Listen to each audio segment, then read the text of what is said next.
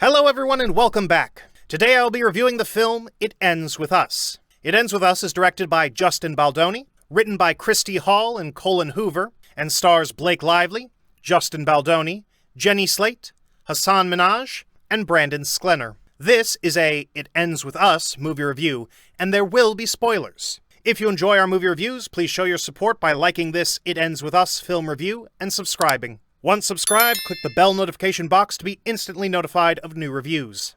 Please also consider supporting us through a channel membership or by becoming one of our patrons on Patreon at patreon.com/FilmBook. And now, the It Ends With Us movie review. It Ends With Us is an achievement that should not be taken lightly. Directed by one of its principal stars, Justin Baldoni, it is a moving film which is based on a popular book by Colin Hoover. This story deals with delicate themes and realistic situations that could occur behind closed doors in everyday relationships. While the picture focuses on abuse more than any other topic, there are many thematic elements that will hit home for just about any viewer who has ever doubted that a romantic partner is the one. Blake Lively is astonishing in a performance that ranks as her most heartfelt work to date. She almost single-handedly carries the weight of the movie on her shoulders and succeeds with flying colors thanks to the complexity and sincerity Lively brings to the role. Lively portrays a woman named Lily Bloom, who is called to speak at her now-deceased father's funeral.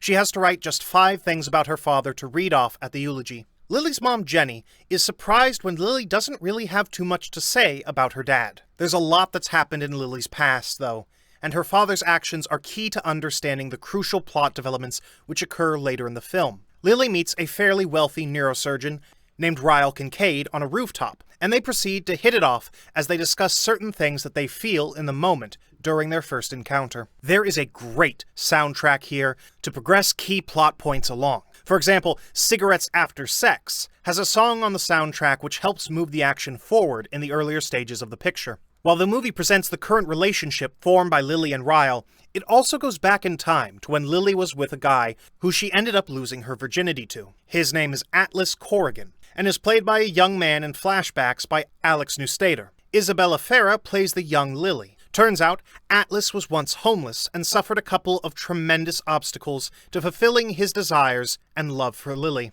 There is a secret that the audience learns later on which will shed light on the complexity of the situation at hand. In the present, Ryle and Lily have an undeniable connection that seems grounded in some sort of reality. There is a problem with Ryle's jealous side as he learns of Atlas and inquires about a small tattoo that Lily doesn't want to talk much about. At first, when something's accidentally burning in the oven, Ryle gets aggressive towards Lily, but maybe he's just angry at that particular moment. When he catches the grown Atlas with Lily at Atlas's up-and-coming restaurant, Ryle shows a more violent side. Atlas is concerned with a black eye that Lily has, but she tries to convince Atlas that Ryle is not hurting her on purpose. Atlas may not be entirely convinced, however, that she's right. As is the case with films based on books, there's a lot of plot and several secondary characters as well. Jenny Slate is excellent as Elisa, Ryle's sister. Elisa plays a pivotal part in the film, as she reveals at one point the reasoning why Ryle's other sibling tragically passed away. This film doesn't spare the heavy dramatics, but the scenes are compelling as the elements of the storyline all come together to form a well-developed whole. The vivid abuse sequences are also 100% believable. Things border on jealousy with Ryle's interpretation of events in the film, but his insecurities spiral out of control and then some. Justin Baldoni amazingly captures the essence of his overworked character who doesn't know how to trust the woman he loves, so takes drastic actions which threaten to tear apart the very fabric of the relationship. Standing in Lily's corner is the ever-loving Atlas. But what will happen to Ryle and Lily's relationship as Ryle gets more and more intense with each passing minor scenario? Blake Lively is a revelation. She's done good work before, but this is the best turn she's ever done. She makes Lily likable and plausible as a lead character. Lily is starting up a flower shop, which, as her name may suggest, is her true calling. While I didn't believe that both her flower shop and Atlas's restaurant would crack the top 10 best spots in Boston in a popular magazine, I was won over by the characterizations by the principal players. Baldoni has the most difficult role as a professional man with a sinister side to him.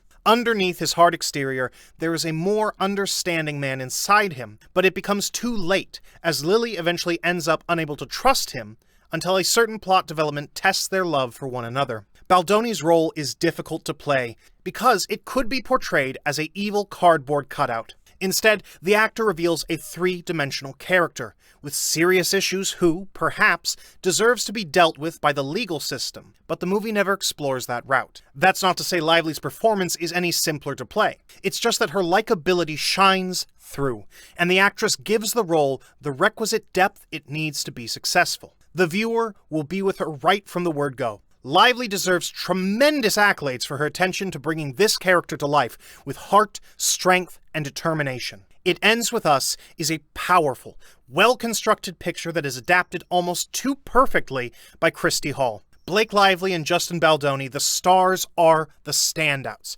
But Jenny Slate and Brandon Sklaner give sharp performances as well that support the stupendous work of the lead players. At the end, It Ends With Us will force the viewer to think deeply about the situations it proposes. It's Lively's performance which is the heart and soul of the movie, and that role will deeply move audiences, even perhaps enough to applaud her character's actions by the film's end. This is a very good film. And that brings us to the conclusion of this It Ends With Us movie review. I would love to hear your thoughts on it below in the comments section. If you liked what you heard during this review, please like this video and subscribe to this channel. Please also visit and subscribe to our podcast channel at FilmBook Podcast on YouTube. If you'd like to get FilmBook's articles delivered to your inbox, sign up for our daily newsletter, or download our Android FilmBook app for instant notifications. You'll find links to both in the description and on our website, FilmBook. That's film-book.com. Thanks for dropping by, and I'll see you next time.